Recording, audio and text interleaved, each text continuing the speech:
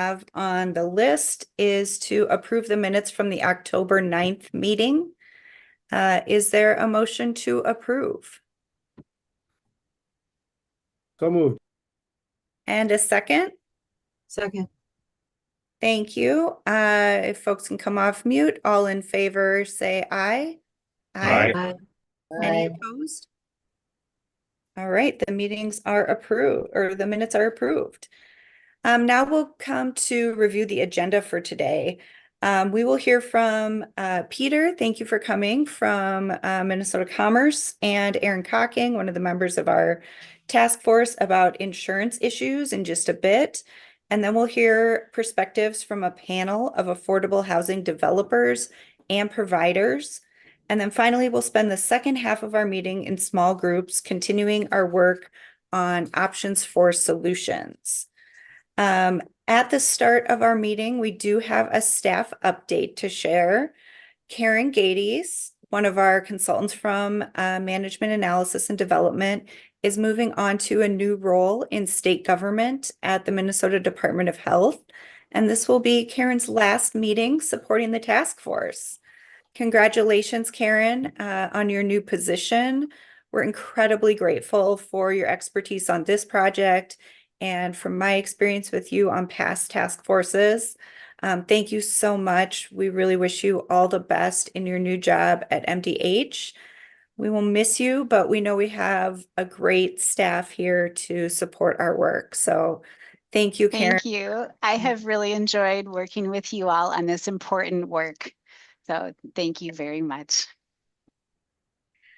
Thanks, Karen. Our next slide contains our operating agreements that we're using to sort of guide our approach to working together at each meeting. Just a gentle reminder of all of these.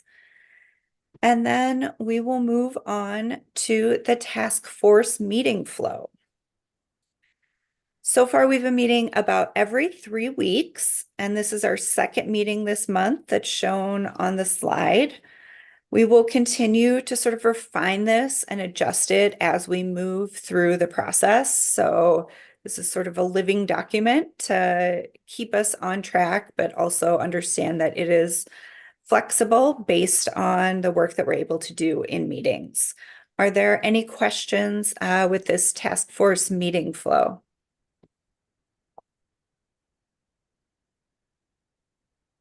All right.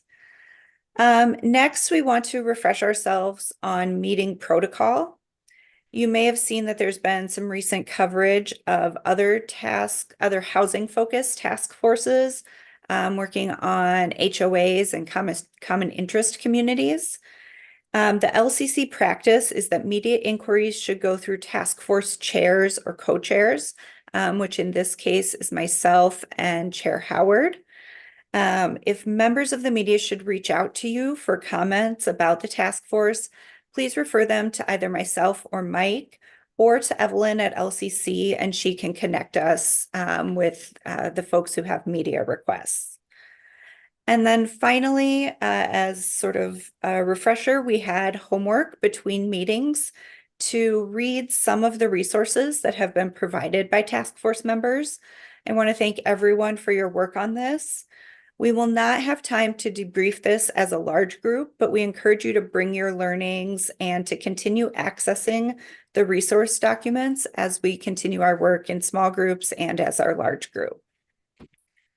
Now I want to turn it over to the presentation by Aaron Cocking and Peter Brickwitty, who is the Assistant Commissioner of External Affairs for the Minnesota Department of Commerce.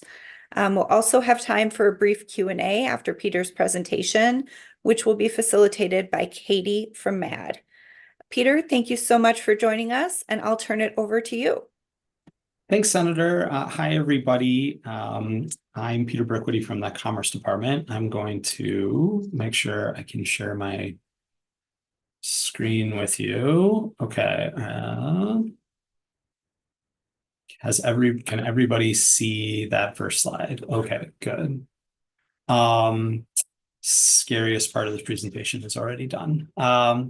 All right. Well, so I was asked to do a little bit of an overview on what the Commerce Department does, who we are, how we operate, and how we interact with particularly the commercial insurance market, which is a little bit different from how we interact with many of the other insurance markets in the state.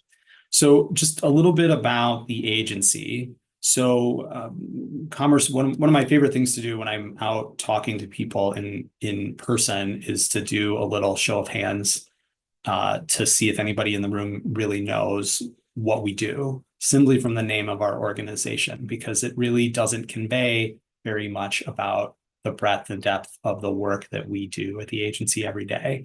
And so what we have here on the screen is our mission statement, and the vision for that is a fair and equitable market in Minnesota, and by that we mean markets that meet the needs of all Minnesotans, particularly those who've been historically disadvantaged by the economic systems that we are a part of, that we work to protect consumers and have businesses that are oriented towards serving them well. That manifests itself as protecting consumers against predatory practices, working to eliminate disproportionate impacts, ensuring that Minnesotans are involved and not left behind in our transition to a clean energy future, and equitably addressing the financial costs of climate change, because in addition to being the state's insurance regulator, we also advocate for clean energy policies in our energy division. So I think this is that in a triangle, and I think this is a good time in the task force's work to kind of give our perspective on what's happening in the market, and also to talk a little bit about how insurance companies kind of have been on the front lines of dealing with these issues for quite some time, even though they may not have been something that was front of mind. It's been an industry that's been challenged in the last couple of years, but also frequently deals with cyclical markets. And so there's some historical background that we can bring to it as well. So here's a little bit of background information on the insurance division, which is one of Commerce's parts.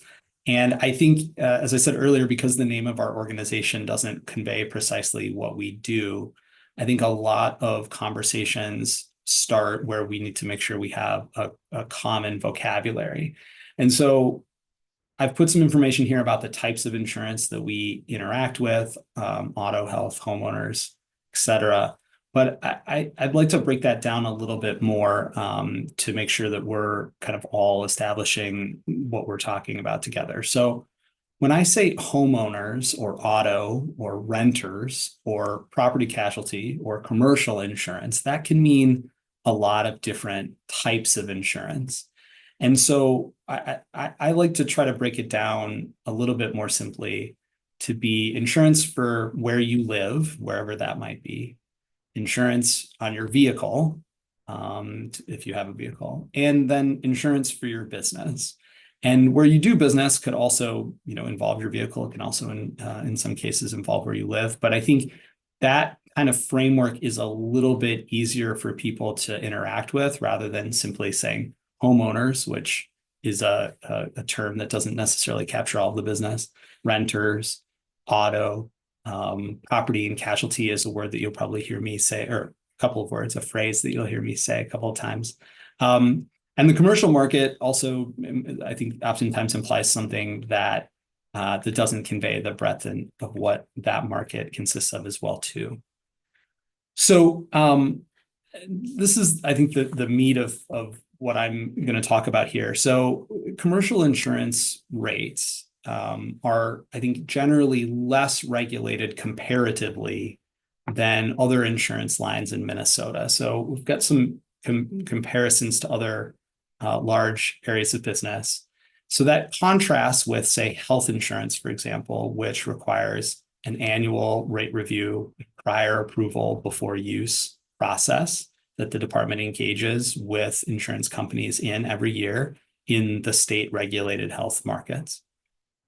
Property and casualty insurance, so homeowners, renters, auto, generally speaking, is what's called file and use.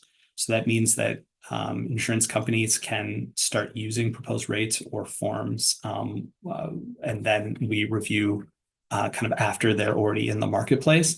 There's always some exceptions to that rule. So, for example, workers' compensation insurance is a property and casualty insurance line, but that one requires prior approval before use. So there's some variation. And commercial insurance are generally exempt from filing rates and policy forms. Commercial rates and products still have to comply with applicable Minnesota law, so that can be found in 70A, and has some additional substantive background on the policy behind rate and form review, as well as in Minnesota rules.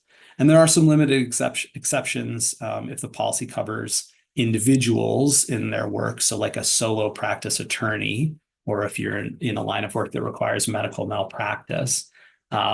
Those are some exceptions, but generally commercial insurance is exempt from regulatory review, and so goes through a lower level of scrutiny, and the department has less information about that market from insurance companies relative to the health market or other lines.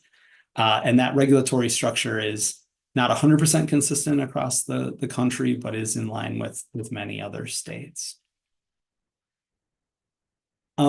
As insurance regulators, our job first and foremost is to maintain a fair and equitable marketplace, but also to really be cognizant of the balance between the cost of insurance and the cost to use your insurance as a consumer, and an insurance company's financial solvency.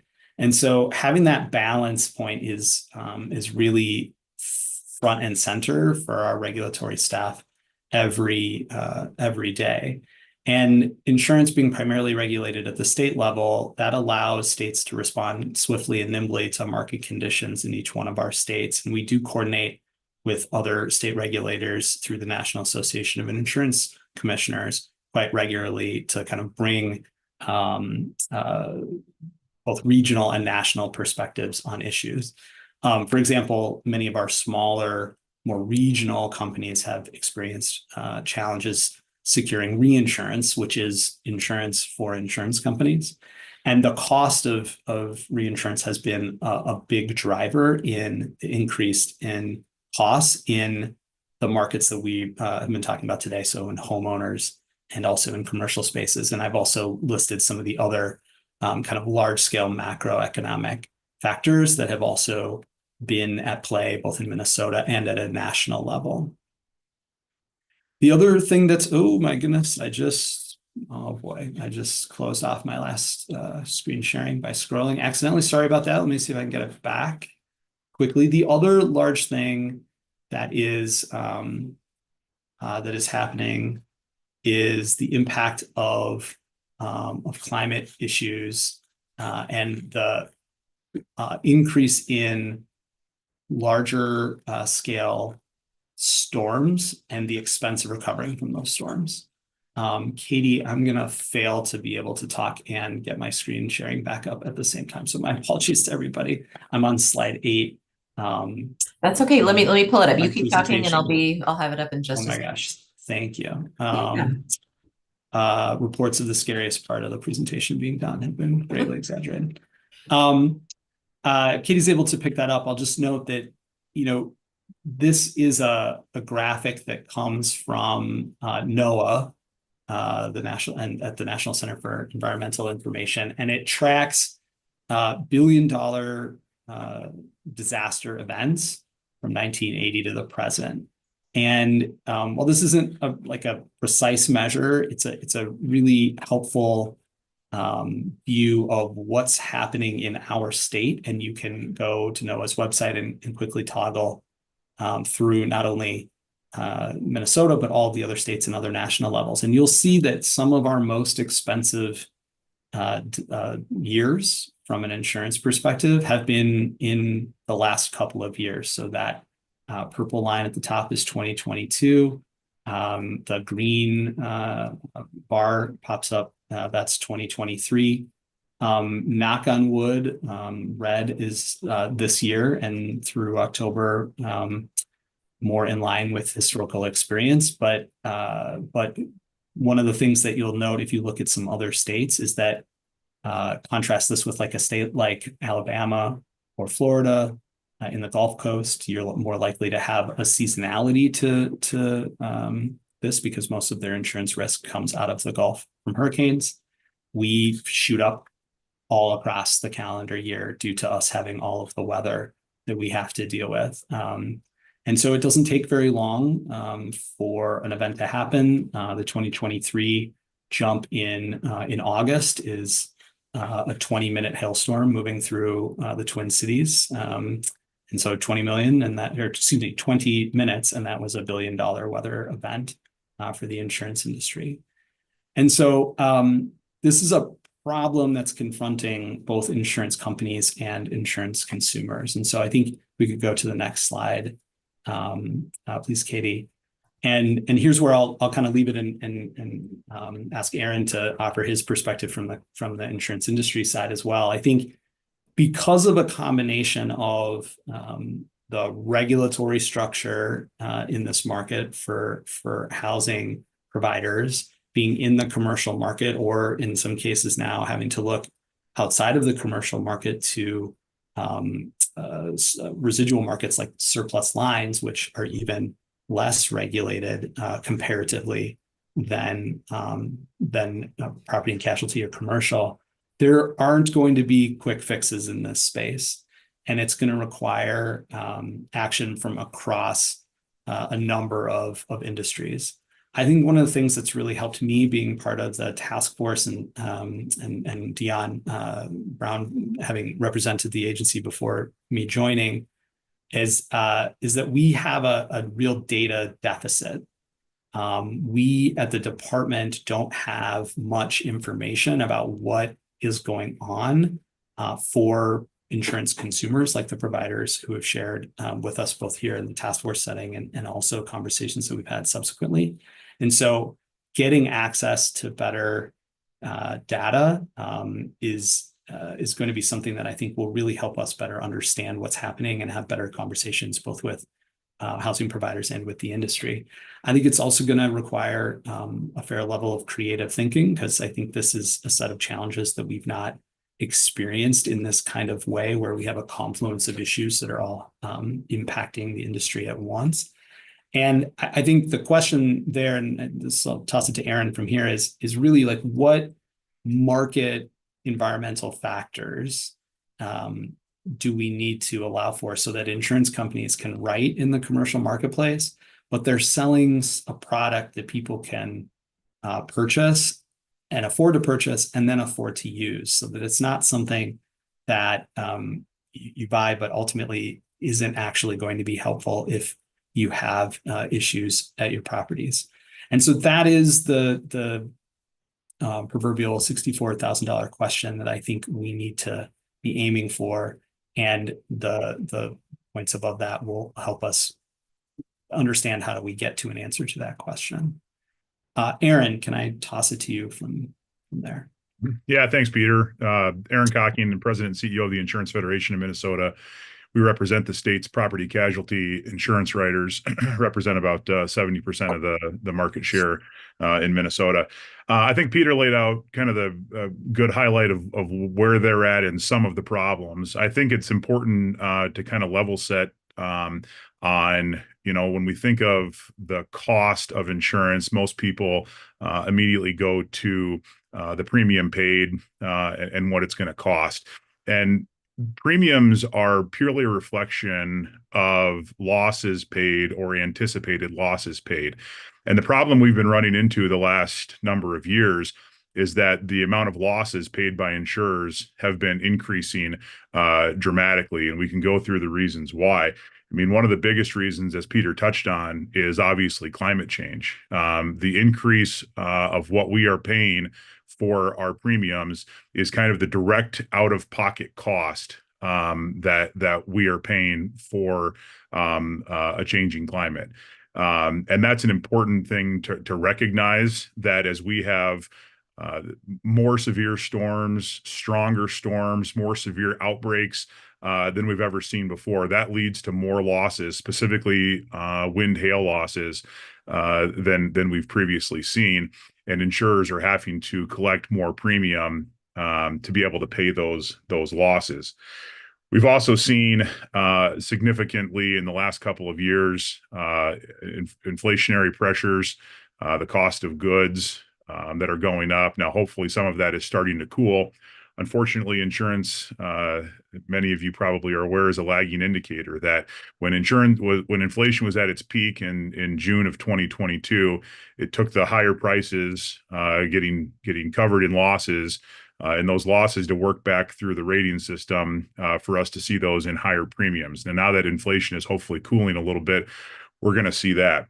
The other big one, as it specifically relates to the issue of multifamily housing and affordable housing, is the rampant increase of legal system abuse and the threats that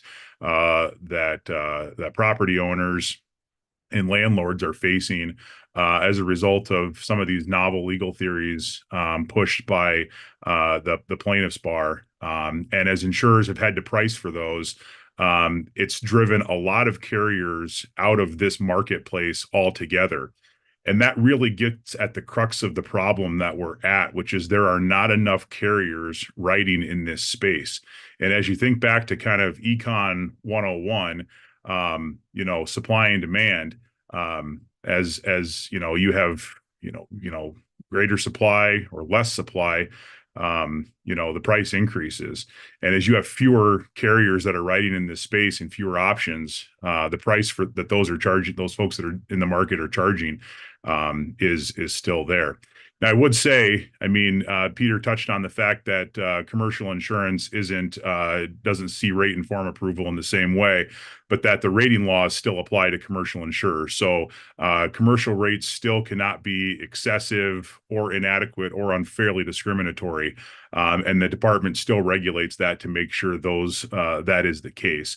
And so while we're seeing premiums that are significantly higher, they're not out of bounds with the losses that insurers are paying. And I know that's oftentimes people look and they see this and think there's got to be something else going on. And a lot of this, and Minnesota is somewhat unique in this. Those of you that may have seen the New York Times article 3 or 4 months ago that did a 50-state breakdown, Minnesota was the only state where insurers have lost money in each of the last 5 years. And so we see these premium increases as a way for insurers to remain solvent, to be able to pay those losses. And that is a key component of where we're at. But we're part of this to make sure that, this is a key expense in this space, and want to make sure that whatever we're doing to be able to identify, what some of these pressures that we can handle and the legislature can deal with are addressed. And this has certainly been top of mind for our organization. And Peter can attest to that, going back for more than a year, as we've tried to identify things that we can do that'll help solve this issue. So with that, I think both Peter and I are happy to answer questions if that's the direction that Chair Port and Chair Howard wanted to go.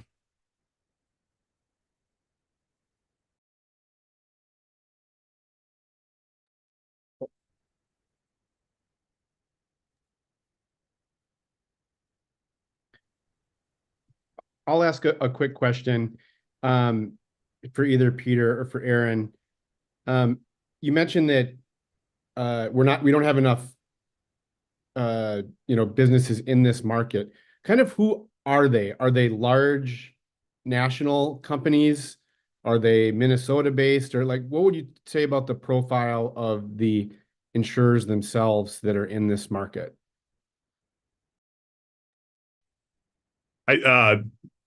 Chair Howard, I think it's a mix.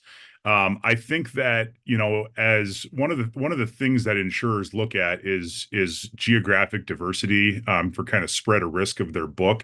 And so I think that you're probably more likely to have some of the national writers come in because they're able to spread that risk across their book.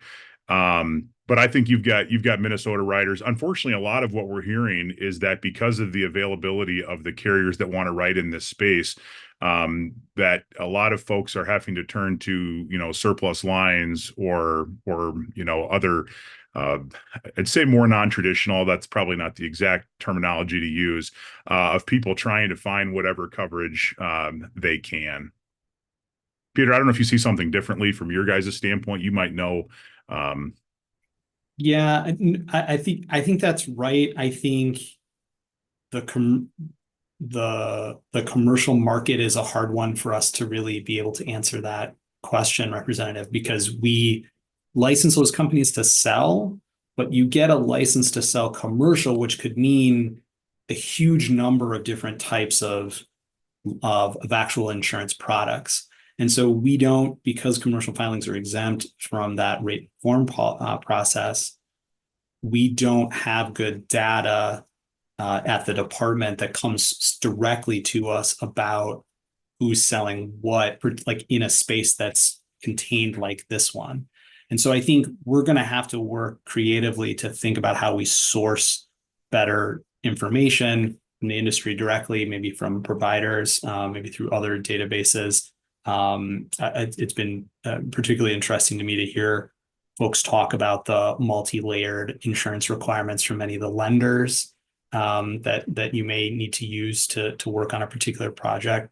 And so I think we're going to have to think creatively that way about data to get to a more granular kind of answer to questions like the one you just posed, Representative. One more follow-up, and this is maybe it's just a follow on that we need more data, but we know this is a national issue, and I've heard kind of some version of what's been described that insurers are losing money on their claims. And I try to square that with the fact that every time I have the television on, all you get is television ads from these large multinational companies. And I looked it up, and between State Farm, Geico, and Progressive, they spent $3 billion with a B on marketing just last year.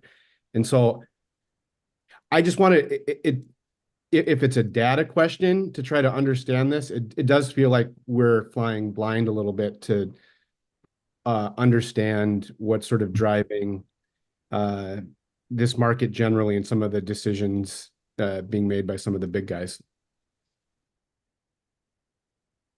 I see Joe's hand up, and then I also see a couple of questions in the chat. Yep, I'll try to make it quick because I know we got a lot to cover. One thought, Peter, is I think I heard you right. You just don't feel like you have enough data. One thing that many of us could do, a lot of us are associated with some of the trade groups here in the state. So Minnesota Multi-Housing is one of them. We represent 425,000 apartment units. We could for sure get you connected with them. And all the owners that are affiliated with them would be happy to try to give you data in the effort to try to improve this for everyone in the state. That's one. The second thing there was a comment about, so one of the things that concerns me is that that a lot of our insurance here in Minnesota, we don't have, I know we have storms, you put up a graph, but a lot of ours are wind and hail, and most insurance companies are sort of now adding exclusions for wind and hail. So yeah, we have storms. It's nothing compared to what's happening in other parts of the country because of some of these climate issues. And so my comment would be that maybe there should be some sort of effort to try to work with insurance companies that could sort of like regionalize their insurance. Now, I'm sure they don't want to do that because it makes it so difficult to get insurance if you're in Florida or California or some of these other states. Like, well, I mean, I don't want to say I don't care, but I mean, to some degree, like I'm worried about our state, I'm worried about our residents, and if that's the case, they have to deal with that's part of the cost of doing business in that state. Just like if you buy a place in Florida and you're on the coast, like it's unfortunate, but that's part of the risk that you take. And I'm not unsympathetic to that, but at the same time, I'm looking at our state, like we're subsidizing essentially everyone else's insurance. And so are other states like North Dakota and other states that don't have those catastrophic storms. And so I don't know if any work's going on there. It should be. I thought the market might just do that naturally, meaning someone like a West Bend or someone else that's more regionally in the upper Midwest might say, we're not going to write policies in there. We're going to focus on the half dozen states or part of the breadbasket or somewhere else that don't have so much. We have some of it, but not nearly what these other locations do. So I don't know if any activity's gone on there. I know this is a bigger discussion that may Yeah. be taken offline, but it's an opportunity for me, I think. Yeah, Joe, I think two things. One, I think in response to your offer to help us get connected, I really appreciate that. And I think that's something that we would really value coming out as a recommendation from the task force, that we figure out how to build those communications channels to access data. And I don't want to speak for housing finance, but I think that is a conversation that's across the enterprise. So very much appreciate that, Joe. I would actually posit to you that many people are surprised to learn how large of an insurance risk profile Minnesota and the upper Midwest has to catastrophic damage. We don't have hurricanes, but we do have really, really expensive, damaging, severe convective storms. We also have flood. We have a surprising amount of actually wildfire risk in Minnesota. We're in the top 10 in the country for wildfire risk, which is not something that I think most people would know. And so for exactly those types of reasons, I think, Joe, the question that you're posing of like, how do we look at a book of business that's either regional or national is exactly what companies are trying to do right now. And I do think there are unique characteristics to what we can do in the upper Midwest. We've done some things already. I'd be happy to talk to folks about this a little bit more offline, but the legislature helped us 2 years ago by working to collaboratively to pass a requirement that if you put something called a fortified roof on your home, that you are eligible for a insurance premium discount from your insurance company. And so that's something that we're working with the insurance industry to make sure we have online and available. But that's something that people can do both in a single family home context and in a multifamily home housing context that would make you eligible for a discount on an insurance premium now. And it works because not only is there help for the people who live in that home, you get better health and safety outcomes if you do have a storm blow by, hopefully. But there's a tangible and quantifiable risk reduction for the insurance company. And we felt like, and the legislature agreed that value should be passed on to the consumer. And that investment on a pre-disaster mitigation standpoint is not necessarily going to solve all the world's problems, but it's part of how I think we need to think creatively. And we were the first state in the upper Midwest to pass something like that on the books. And I think we'll have to continue to work and think about opportunities for people to do that kind of adaptation and mitigation work to try to make properties continue to be insurable so that the people who live in them can be safe and healthy. Peter, I also want to Thank you, make sure Peter. I'm sorry, we have to cut off the conversation right now so we can get to our panel discussion we have next. Erin, if you can hold that thought and jot it down. Also, any questions from members, drop those in the chat, and I'm sure Peter and Erin will be happy to make follow-up responses to that. So sorry, each of these meetings could easily go 4 hours, I know. And with that, I'll hand it off to Representative Howard. Thank you to both Peter and Aaron. I think this is a part of our work that, at least speaking for myself, maybe for others, where knowledge building is really helpful. And I think will help inform, where we end up in terms of recommendations. So the next part of our agenda that we have a little less than 30 minutes for is a panel with some of our providers to kind of discuss more specifically, really the core topic we've been talking about on this task force. And so our panel today consists of Elizabeth Flannery, CEO of Trellis and a task force member, Chris Sherman, president of Sherman Associates, and one of our task force members, and Deidre Schmidt, the CEO and president of Common Bond Communities. So thank you all for agreeing to be part of our panel and also for sending brief materials ahead of time so folks can who aren't familiarize yourself with your work, and would invite task force members and anyone in the public can review those on our website. And so we won't spend too much time on the introduction component, so we can dig right in. And what we'll do is just have a couple questions prompts. And I do want to encourage folks where you can be tight, so we have room for questions for the task force members as well. But maybe I'll go just whoever first on my screen here to Chris. And just with this question, you know, when you think about the communities that you serve in your portfolio coming out of the pandemic, what have you seen as the biggest struggles? And already, what are some of the lessons that you're learning? Thank you. I will be to the point. So appreciate the time today. We own and operate about 5,000 apartments in Minnesota, of which about 75% are affordable. Riverside Plaza's our largest affordable housing community that we have in the portfolio, 1,303 units.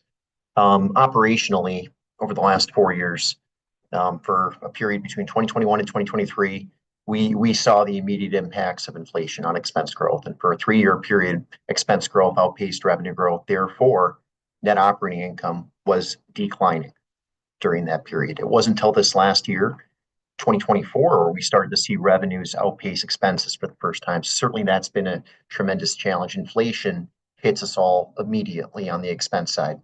In our business, revenues take time. They take Section 8 approvals, they take new leases. It takes 12, 18, 24 months. So there was an extreme long period of time there where expense growth via inflation really had a detrimental impact for all the reasons we've been discussing, from insurance to payroll to vendor expenses to lack of labor. So that was kind of front and center.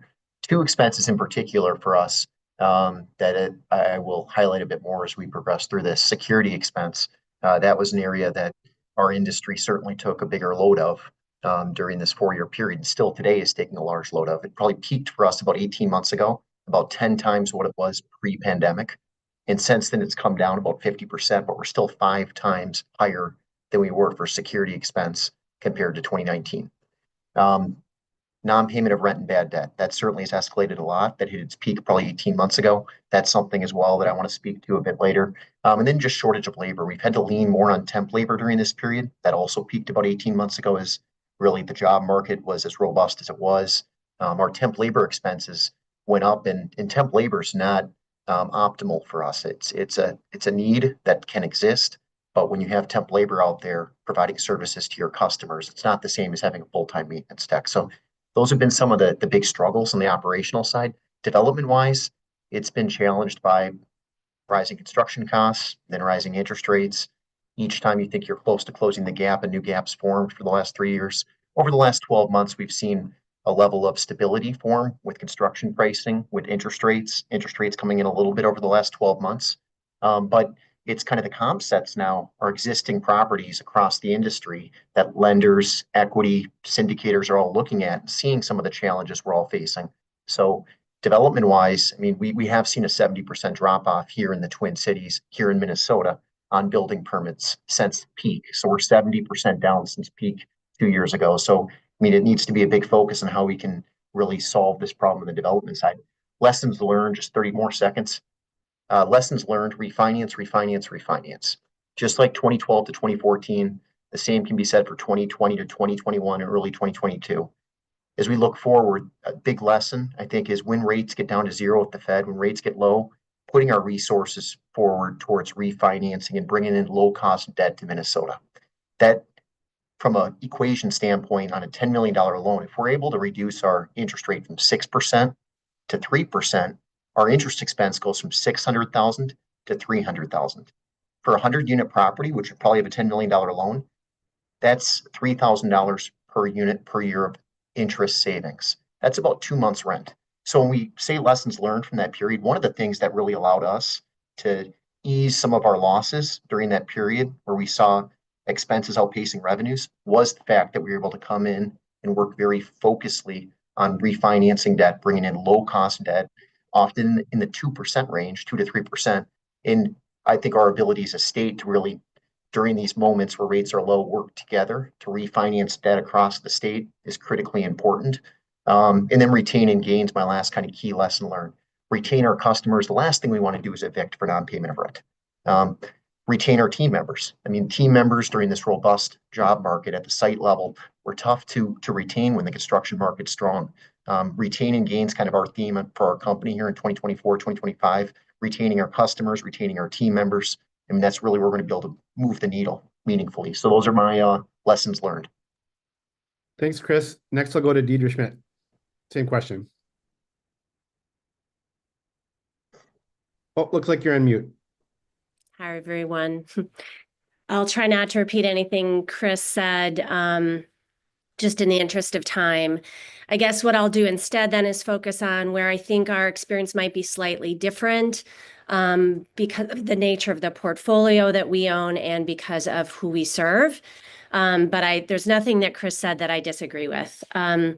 So Common Bond Communities is the oldest and largest provider of affordable housing under the big banner in the state. And so that really is a broader range of subsets of affordable housing. So our portfolio includes a significant number of permanent supportive housing units, and the average annual income of a household at Common Bond is about $23,000 a year. So when we look at the experience of the last few years, I guess the thing that I would highlight for the understanding of this group is that the difficulty of managing, property managing and offering social services, which we do directly in this portfolio, has increased significantly as resident needs have become more acute and more widespread. And therefore, the cost of doing that has also increased for all the reasons that Chris delineated, but also additionally for our organization, we're seeing more and more folks present with more and more needs, and those that previously presented with significant needs, those needs have become more acute. So a recent survey for us showed that 2/3 of all new residents would qualify for coordinated entry. So essentially, they are coming out of situations of long-term homelessness or other significant housing barriers, even though they're not coming through a coordinated entry system. So all of the pressures that Chris presented are present for us, with the addition of our desire to serve folks at lower income levels and higher needs. This is really coming forward in 3 different types of kind of brokenness or challenge in our portfolio, and I'll just name them really quickly. The first is operational. For some of the reasons that Chris suggested and some of our own specific challenges, we are seeing that a significant portion of our portfolio is not operating as well as it could. Availability and cost of labor, et cetera. The second category really is about market. We are present in some markets, some neighborhoods that are particularly challenging. So even if you took that same property and picked it up and put it in another location, you could imagine being able to staff it and lease in a way that could be expected. And we're not, because of the location and the perception of those locations for some of these properties. And you're seeing a higher cost profile. And the third is structurally. We have a significant portion of our portfolio that even if it operated perfectly, and even if you were able to generate the rents and have collections that would be expected, they just no longer work. The cost profile of those properties has changed so dramatically for insurance and all the other things that you've already covered today. So in the absence of that, we are feeding our portfolio significantly. So when we think about where we were in 2019, where Common Bond put about $20,000 across our whole portfolio in cash advances into our portfolio, over these last intervening years, we're now up into tens of millions of dollars of support to our portfolio, which we do because it is our legal obligation, but also it's our moral obligation. One additional challenge that I'd like to just put a finer point on, just to show the connection of resident distress and owner-operator distress, is the difficulty in making collections. So we have our teams focused on making sure that folks can maintain housing stability, that they're not evicted for non-compliance, particularly with non-payment of rent. We used to, in 2019, we'd collect 85% of our rents by the 5th of the month. Our current experience is that it isn't until the last 5 days of the month that we are collecting 85% of the rents. So this just gives you a sense of how much of a shift, how much more the residents that we serve are struggling to meet their payment obligations than they did pre-COVID. The one lesson that I think might be different or unique to our experience that I would add to Chris's list is that we know through our experience that having resident services and having our own property management team on the ground working together in a way that we've been doing differently than ever before actually does achieve resident stability.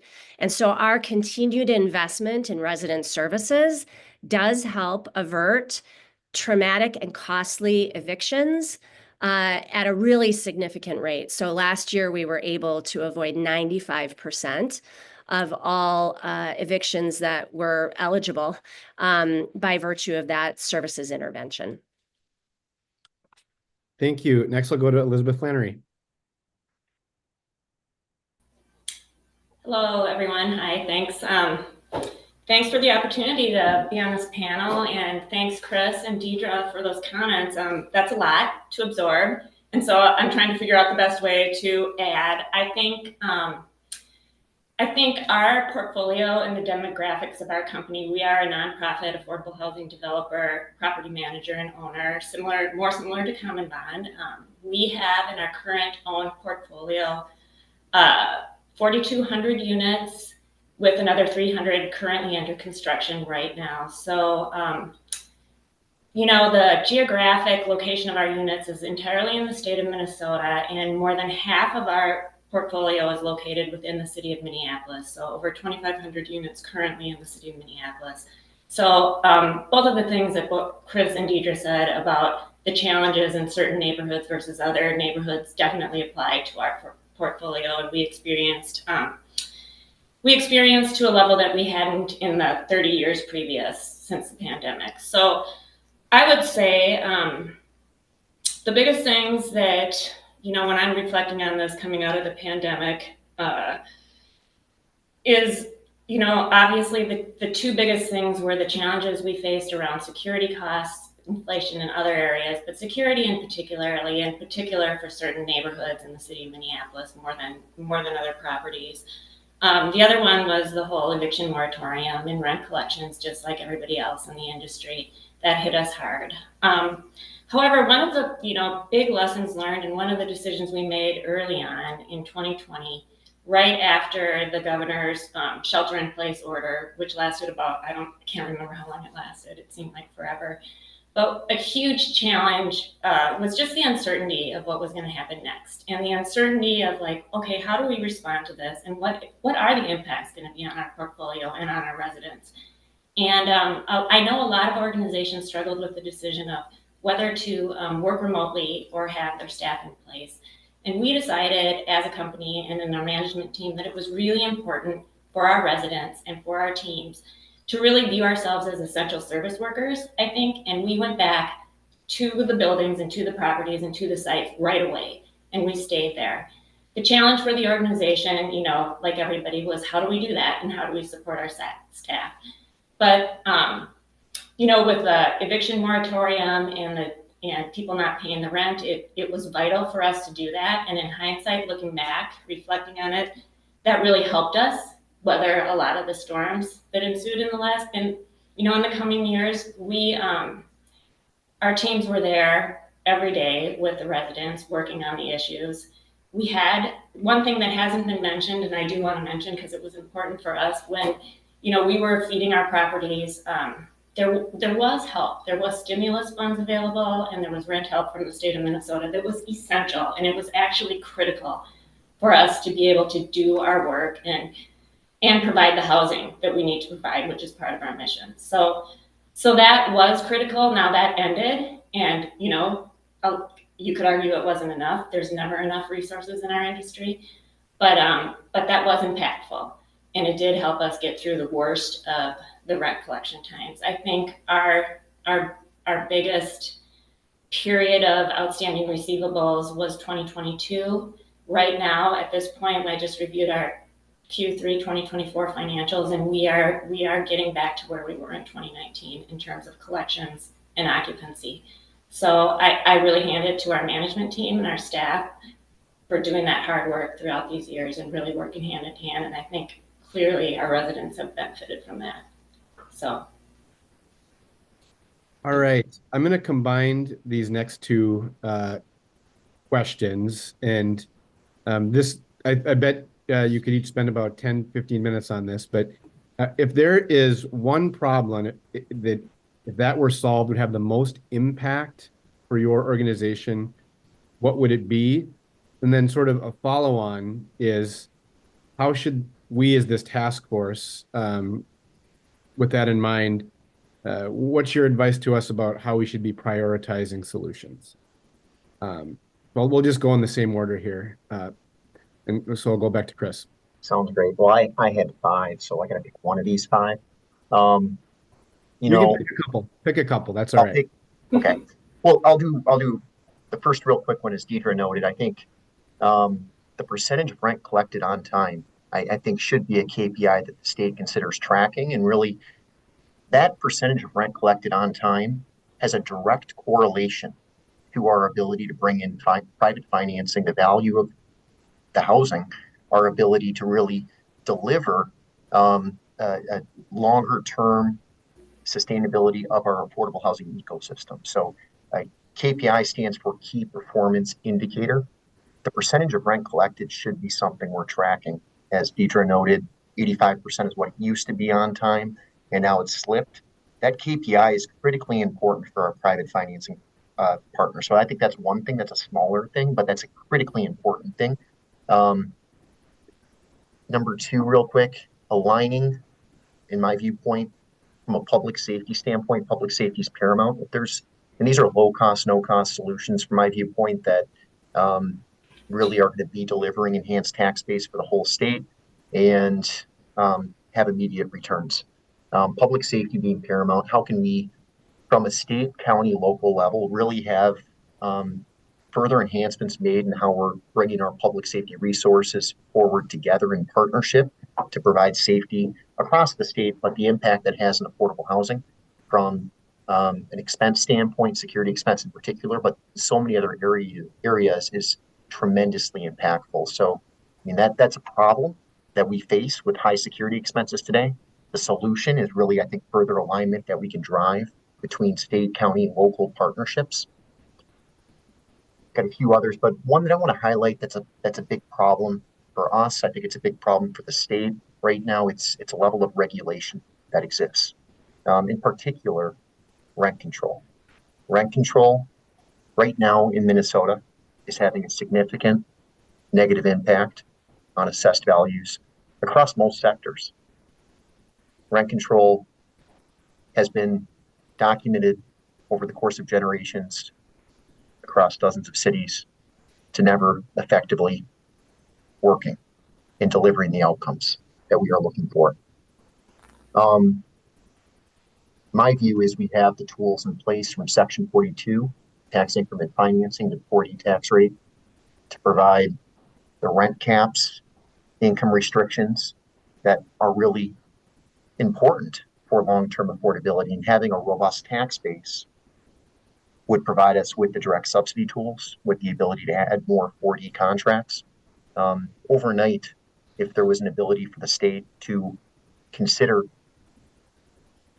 a prohibition on rent control, I think what that could do for the state of Minnesota and the cities within the state would have just a generational impact on affordable housing in lifting up our tax base and bringing in private investment. It's a big thing. I know it's a controversial thing, but I do believe that rent control is having a very detrimental impact on affordable housing in the state of Minnesota because of its impact on assessed values across many sectors.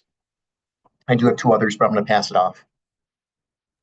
All right. I wouldn't be surprised if somebody picks up some of your ideas too, Yep. and we'll have maybe a little time to bring those into. Deidre. Yeah, when I think about kind of where our biggest pain points are, and again, I'll try not to repeat what Chris has shared, really our number one challenge is staffing. Really our ability to hire folks who are up to the task, which is an increasingly more difficult task, frankly, especially for folks who work directly on site. Not only do they have to have the soft skills to treat residents with respect, they have to be able to meet people where they're at. Some folks who are really facing significant challenges. They have to also be compliance technicians, and they have to be numerate. And so it's a really difficult environment. And I would say that the difficulty in staffing and maintaining staffing, including with security concerns, has been the root cause of essentially most of our operating challenges at this point. Now, what some folks don't always understand is that while our housing is generally subsidized in its development, it is not subsidized in its operation. And so some sort of operating cost or services funding platform would be really instrumental, because our properties at this point are not engineered to be able to make significant increases in staffing, either to expand the number of staff or to adequately, frankly, and competitively compensate our staff. So that's point number one. Point number two, as I mentioned earlier, we're an old organization with a large portfolio. Our portfolio is even older than we are. Most of the assets that Common Bond owns are significantly older than the original investment period of 15 years under the tax credit, and our HUD portfolio is really long in the tooth. So when I look at significant challenge for us and what could be done about it, there is really no go-to set of resources that allows for reinvestment in a portfolio, in which the rents do not support reinvestment. So while we do fund, reserves that are a requirement, those reserves aren't sized to be able to essentially rebuild a building over the period of time that's in service. And so as our portfolio ages, we really desperately need a set of resources that are purpose-built to be able to maintain those properties in a way that makes us proud and that provides the quality living environment that we would like to be able to provide. I think the industry over the decades has engaged in a little bit of magical thinking that you can give a capital subsidy and expect more than a 15-year quality product to be delivered for that capital subsidy. And the situation right now is that in order to get funds to reinvest in our portfolio, which over the last 10 years that I've been at Comet Bond, 2/3 of our new funding streams have been used to invest in existing portfolio, we're still losing ground. We really do need to recognize that these assets need reinvestment over their lifespan and have a dedicated source to be able to do that. Thank you. We'll go to Elizabeth next. And then we are butting up against 11. We're trying to, so I think what we will do is collect some, if you have additional questions, task force members, we'll collect those and find a way to get those out. But I'll go to Elizabeth to answer this question for the final word. Well, I can be really brief, because when I was pulling my thoughts together on this, my top two have been public safety, policing, community support, security costs. The incredible inflation and security that we've experienced over our portfolio has been one of the highest cost increases that we've experienced.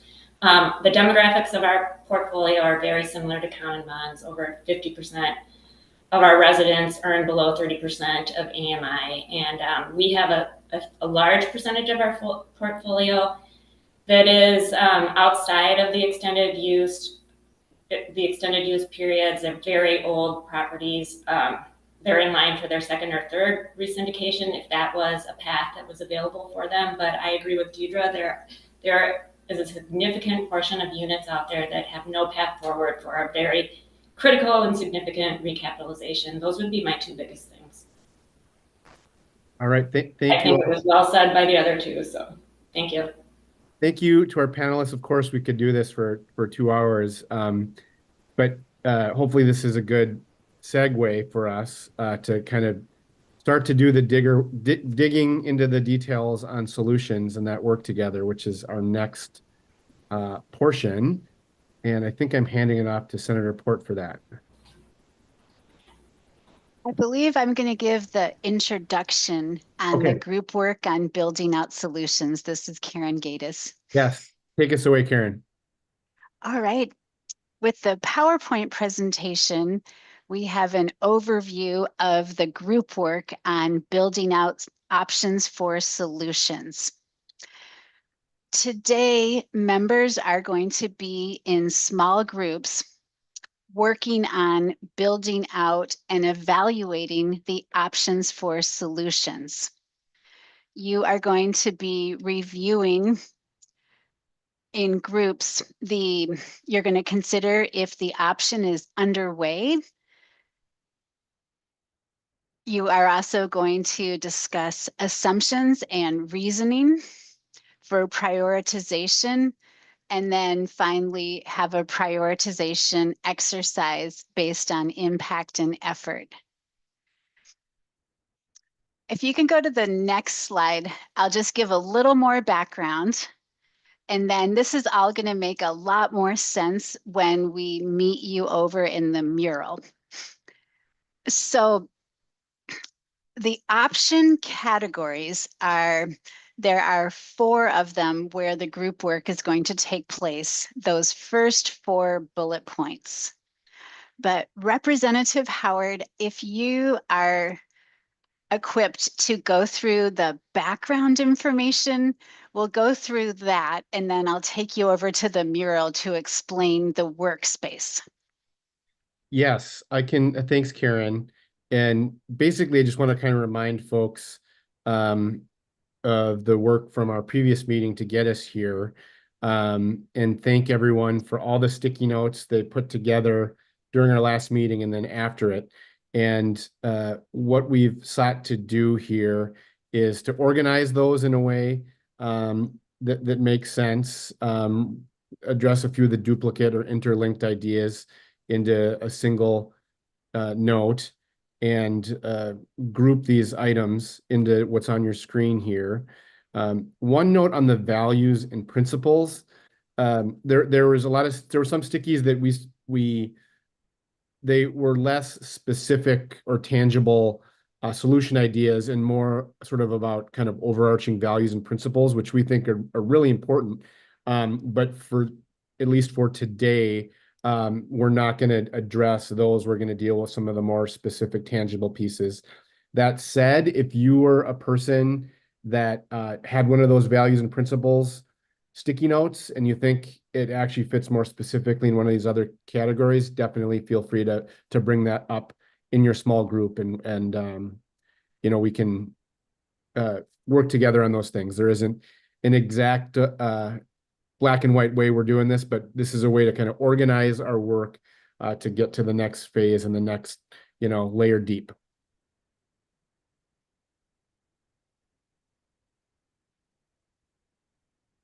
Thank you for that background information. On the next slide, we have the tips for using Mural. Just a reminder, we have set up the workspace for you, so you are not going to need to add Post-it notes, but just a few reminders on using Mural. The second one is use your mouse wheel to zoom in and zoom out. In the bottom right-hand corner, there's also a plus and a minus where you can zoom in and zoom out using that. And then when I meet you over in the mural in a minute or two, I am going to summon you to the specific area. You can also follow me if you get lost, and I'll explain that. And we have that as the last instruction. If you ever get lost on the mural, click at the bottom of the screen. You'll see KG to follow the facilitator. On the next slide in the PowerPoint, I'm going to just show you what you're going to be doing, and then I'll demonstrate in the mural. You're going to read through the options chart for your group's category. You're going to go through the questions that I mentioned before, which are in chart form. Do prioritization. And then just a quick preview here, you'll want to have a note taker and a facilitator slash timekeeper. Thank you everyone for staying close to time. So you are going to have a good amount of time to work in the groups, about 35 to 40 minutes. I will meet you over in the mural. If one of my colleagues can put the link in the chat, that would be great. And I'm just getting set up in the mural over here, and then I will ask you to follow me.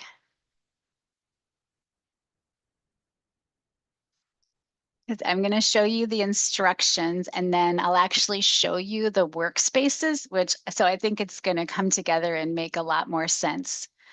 I'm going to turn off those cursors, which are floating around the screen. Those are really distracting. We have 15, 16 people in the mural.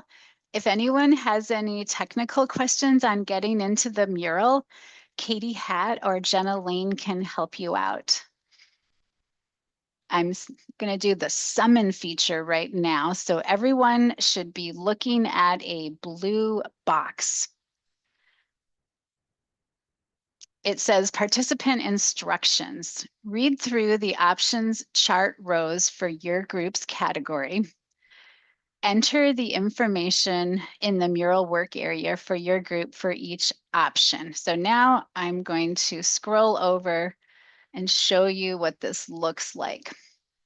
So we've put you into breakout rooms, which you'll be doing in a moment. So for example, for administrative policies and tools, including underwriting, you have these 3 questions to answer. Is this work for this option for solution? And I'll summon you just one more time because now, excellent, we have 19 people in the mural. So you should be looking at this. Is this work currently underway to any degree? Then you will be prioritizing the options for solutions. So any assumptions or rationale around prioritizing. And then if time permits, initial thoughts about implementation. Let me just give you a really quick overview of how many items you have to work with. The yellow group has about 10 items. The green group, which is financing, has the longest list. You have 10 to 15. Group insurance, you have the smallest list, about 8. And then the pink group, which is systems change, you have a fairly long list as well. But we will give you a reminder about when you have about 10 to 12 minutes left that the additional item that we want you to do is to move a note that is in the last column, I'll demonstrate this in a minute, over to the prioritization grid. So I'm going to take the first option for solution from this yellow group. I don't even know what it says because it's so small. And as a group, you are going to be saying, does this option for solution have low impact, medium impact, or high impact? And if you can discern or guess at the feasibility, you could place the note there as well. So let's say that this option is high feasibility and high impact, then it goes in this quadrant. So I just explained a lot of information fairly quickly. Does anyone have any questions?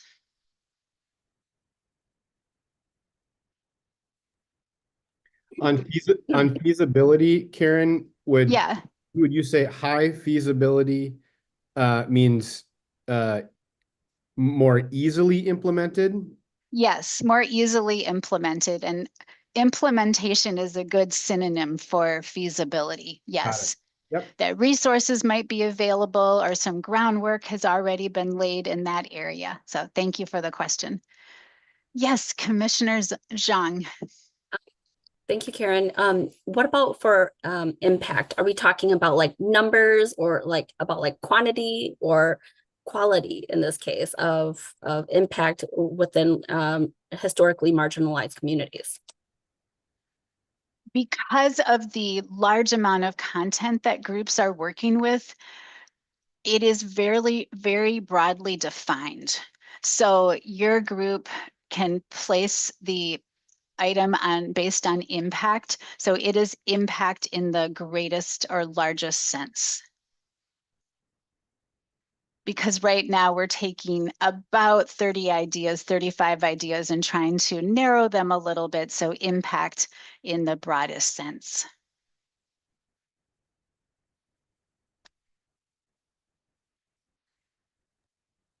Thank you. May I just add one more thing for us to consider then? Yes. So as I've been processing and listening to just the rising costs and the impact to our current both nonprofit and for-profit providers around deeply affordable housing, the areas in which we have most distress, and from what's been entered there, even from some of the preliminary research about distressed properties, is that it's along our transit lines, it's around basically red line communities, like if you can really think about it historically. So I just want us to hold that in context of around housing and costs for impact as we are having those discussions here today. Yes, and thank you for bringing that up. I just want to, I'm over in the mural again. There is this one area. We definitely have note takers right now who just captured what you said, but there is this column called assumptions, rationale for prioritization. That's also something that your group can note to be very purposeful or directed about that. So Katie and I are going to come into the groups and see how you're doing, but we're going to send you off into groups, and you will have about 40 minutes to work at about, I'm not doing the math too well here right now, but I'll send you a message when you need to shift to that prioritization grid in the middle, but you'll get about 10 or 15 minutes to do that. And we'll come into your groups and see if you have any questions. So please name a note taker as well as a facilitator. I'm going to open the rooms now, and then we'll come in and provide support. Thank you.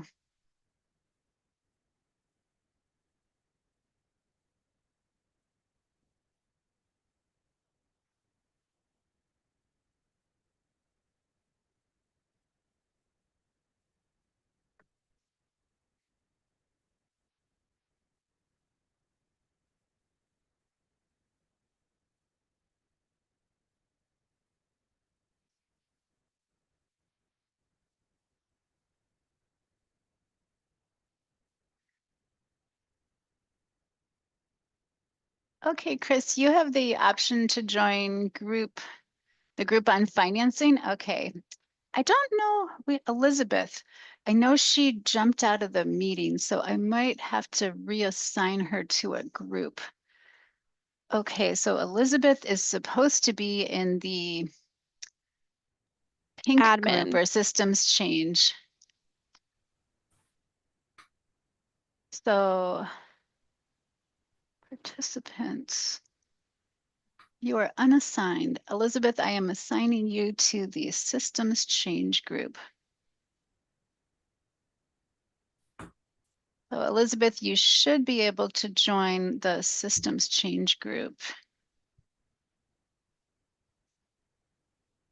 Yep, it looks like she's in.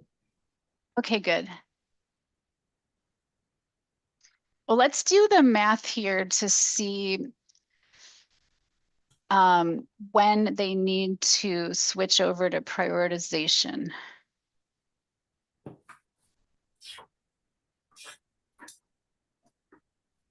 Okay, so we want to come back at 11:50. Evelyn, let me make sure, is that sufficient? We have the debrief at 11:45 actually with Representative Howard, I Oh, believe. yep, sure. We could probably stretch that by a minute or two to like 11:46 or so, but so they have about half an hour to work, which is a little less than what we wanted, but they have about 32 minutes to work.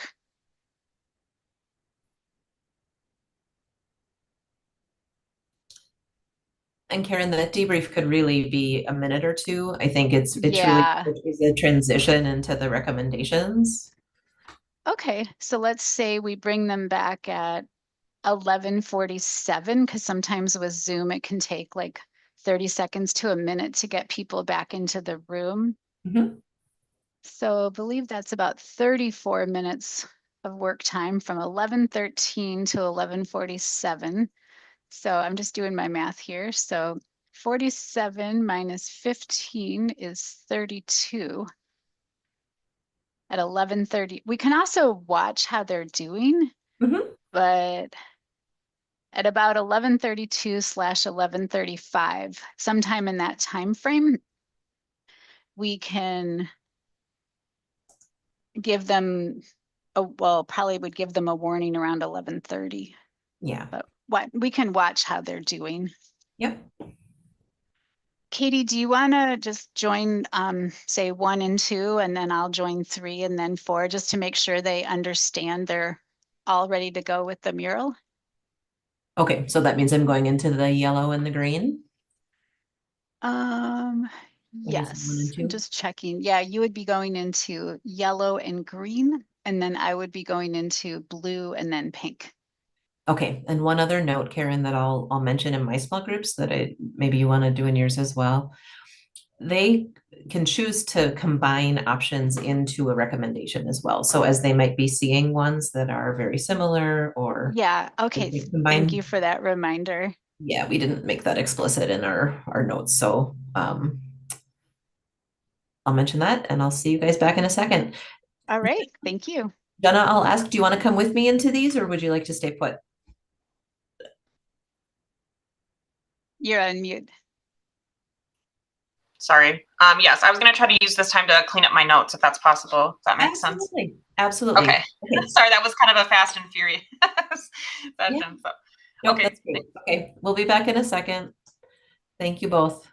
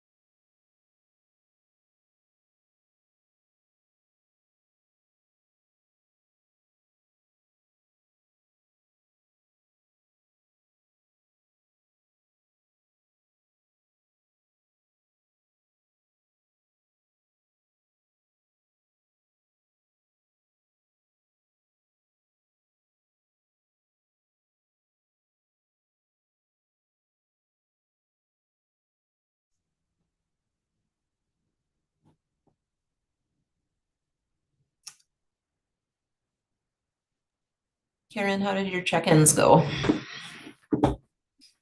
Very good. I know we are being recorded. The comment about combining options was quite helpful to both groups. So no issues with the process or the mural. Good. How about your groups? Yes, likewise, good. One group was reading over everything before they dove into conversation. They said that was fine. There was a question if there are additional ideas. And my suggestion was to see if augmenting an existing option made sense, or if there was a completely new concept, to note that in the mural, and to follow up with staff to make sure that we have that documented. Katie, would you like me to possibly create some other appropriately colored sticky notes to have like at the bottom of their chunk, just in case, or just you think they're okay to make it themselves? I think let's wait. They have enough to tackle in the mural right now. Okay. Yeah. Just trying to give them all the tools, right? Yep. Yep. No, I think we're fine.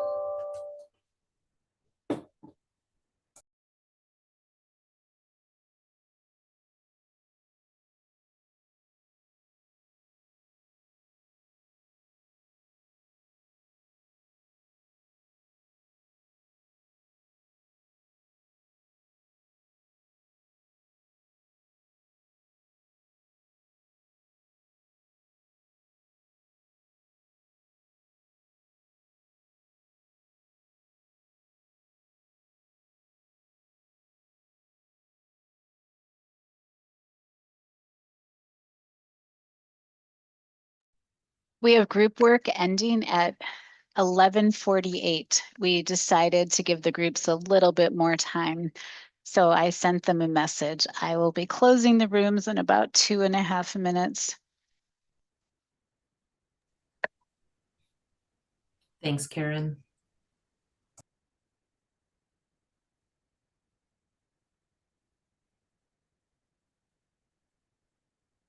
It's 2 minutes left. I'm going to send them one more message.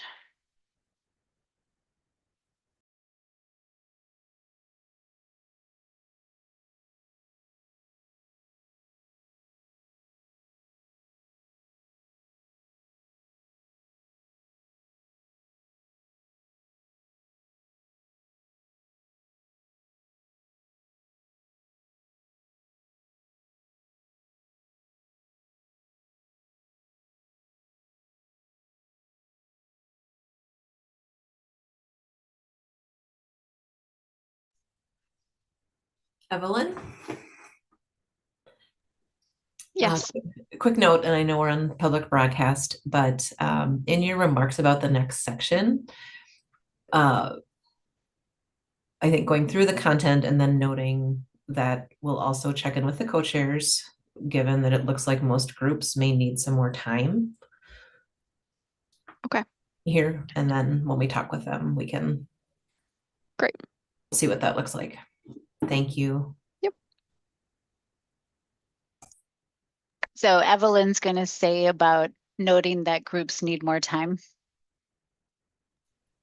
Well, I think characterizing that they'll get the recommendations worksheets, Mm-hmm. but given that we have many groups that are gonna have not gotten Okay. through Understood. their full options deliberations, Right. how we can best support them for next steps. Okay.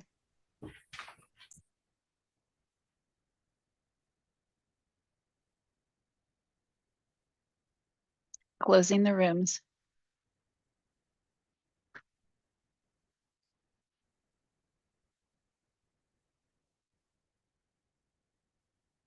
But there is this 50-second lag, it looks like. People can jump out of the rooms, but they also They don't close for 40 more seconds.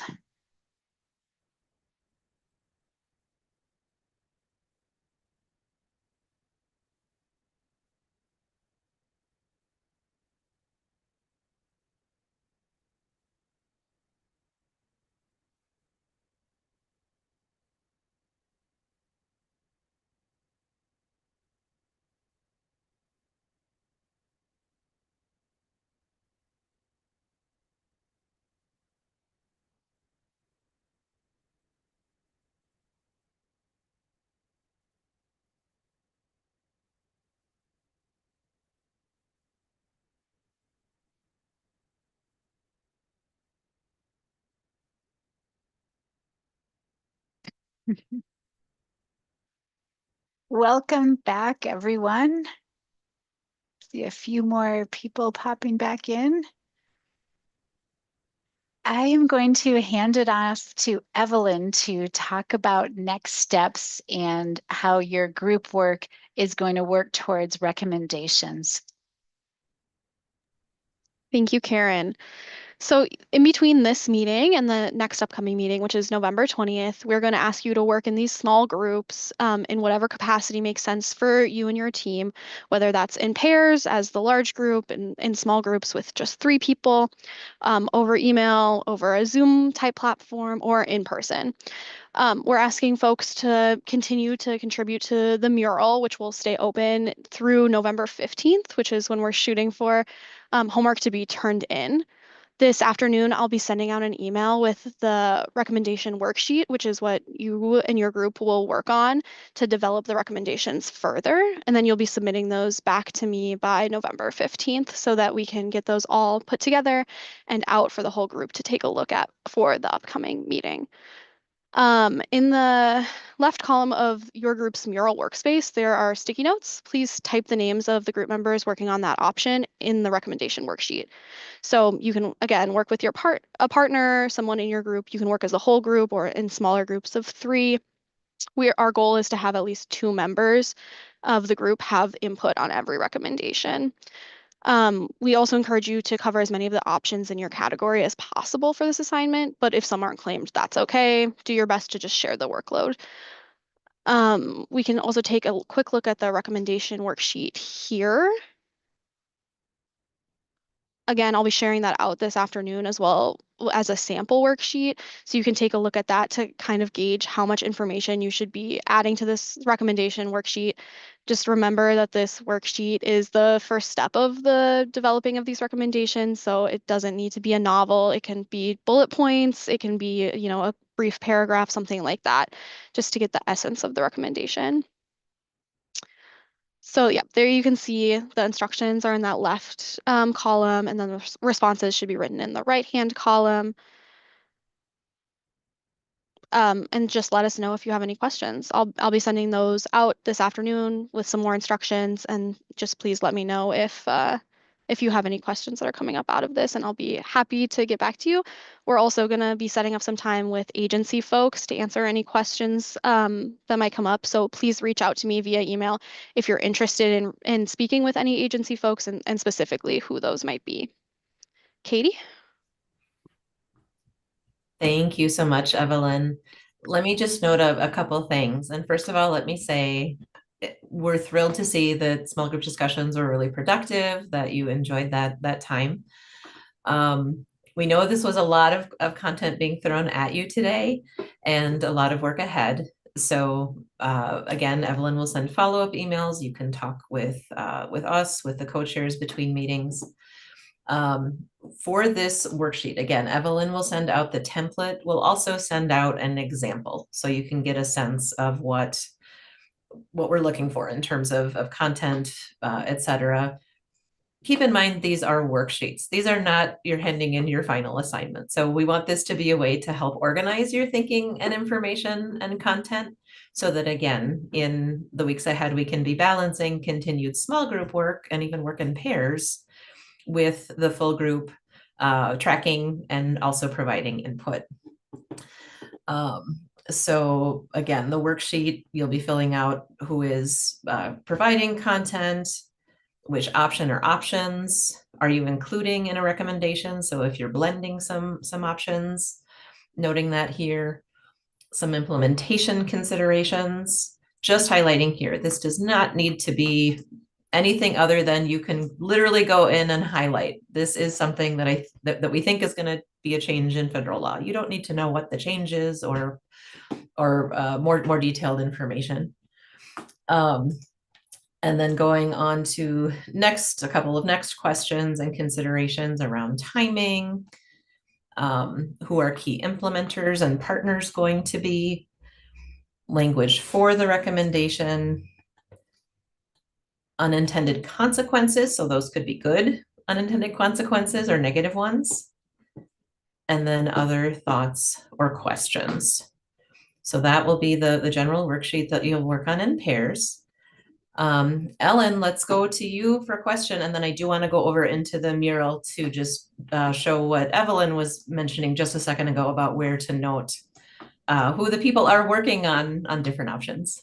Yeah, my question is really one of clarification. We did not finish the exercise, we're the yellow group, where we didn't even get to the gray category. So my question about the homework is, are we supposed to finish the gray exercise as part of our homework and do the worksheet, or are we abandoning the gray exercise in favor of the worksheet? Yes, excellent question. I think that to the extent your group thinks it is helpful or important to do the prioritizing before you start to work on recommendations worksheets, by all means, feel free to do that. Groups got varying degrees of opportunity and time to even get through their options sheets. So I can imagine it may feel a little daunting to be prioritizing, and you may or may not have time to coordinate and do that together. So we will have some opportunity for prioritizing at the next meeting as well. I think we'll need to consult with the co-chairs based on where we landed at the end of work today. And that maybe next time, if some groups are advancing recommendations worksheets, we can prioritize those. But if the desire of the group is to go back and have more dedicated time to prioritize options, we can build that in as well to be helpful. I just want to share, Ellen, our group had the same issue where we only got about halfway through. We're having really good discussion and important discussion. And so at least for my group, my recommendation is going to be that we sort of finish this first task. We set up our own kind of Zoom to go through that. And then as a group kind of decide next steps about how we want to do the worksheet. And that's more time, more effort, all those things. But, and I think each group can kind of figure it out. But that's my initial thought about from a group that was in the same position. Andrea. Yeah, I think as long as there's flexibility, I think that would work fine. In our group, I think we felt like the solutions that were identified needed to be significantly reworked in terms of like combining them. There were some that were missing. And so for us to just jump into that part of the exercise where we move the Post-its around didn't seem very productive. It seemed like the worksheet may be a better opportunity for us to do some of that reworking of the solution. So I think if that would be an acceptable approach, I think our work group, and anyone in my work group, please chime in if you have a different opinion. My thought was that we would talk about the worksheet, and then that could help kind of, shorten the solutions that are outlined in the mural, and then also make them just fine tune them so that we can do this gray grid exercise more easily in the future. That sounds great, Andrea. So again, leave the option open that if people want to do the grayscale, they can, but there's no expectation to do that, and really do what works for you and your group best. So I'm just going to share my screen quick to show the mural again here. So what Evelyn had just mentioned was so I'll use the yellow group as an example. This leftmost column that has a number header, and then the number. Oh, you're not sharing your screen, Katie. Oh, I'm sorry. Thank you, Karen. Okay, can everybody see it now? Yes. Okay, great. So zooming in, As an example, with the yellow group here on this leftmost column, there's a blank sticky note. So simply jot in there the names of the at least 2 members of your group who may work on that option. Again, as a means to help you track who's working on what. As Andrea referenced, you may have already seen in your conversations today particular energy around specific options or opportunities to blend. So you don't need to get every option on your list necessarily into this recommendations worksheet phase, but use this note here for each of the rows to identify which options you are going to be working on in your recommendations worksheets. Is that at least 50% clear? Are there any immediate clarifications I can offer? There's a lot of content at this stage, as you can see. So we want to be flexible, but also as supportive as we can to help you do your best work. Other questions? This is Karen. I believe there's a member contact list on the website. I could be wrong, Evelyn, but I think it's on the website for the group. Email addresses are not listed on the website, but I will be Oh, sending. they're not. I'll be Okay, sending an email thank this you. afternoon with the list. And it would Okay. be helpful for us to a reminder of the groups so that I we're will not. include that. Yes, thank you, Evelyn. Yeah, absolutely. And Representative Howard, can we pass it back to you? Yes, thank you all, and especially to our panelists and for everybody splitting up in their small groups. I'll just speak for myself. It's exciting to kind of take each step towards, molding the clay, so to speak. And we've got plenty of that to come. We don't really have but we're getting our hands dirty to keep that analogy going. So thank you all so much. And our next meeting is in 3 weeks on Wednesday, November 20th. And of course, encourage you to work in your small group the way that your group thinks will work the best. And as Evelyn mentioned, the worksheets are due no later than November 15th, end of the day. And just my big guidance on that is, there's no right way, there's no wrong way for us to do this work. And so I have a lot of faith in our small groups putting their heads together to take this next step. And with that, I want to thank members and adjourn this meeting. So this meeting is adjourned. Thanks so much.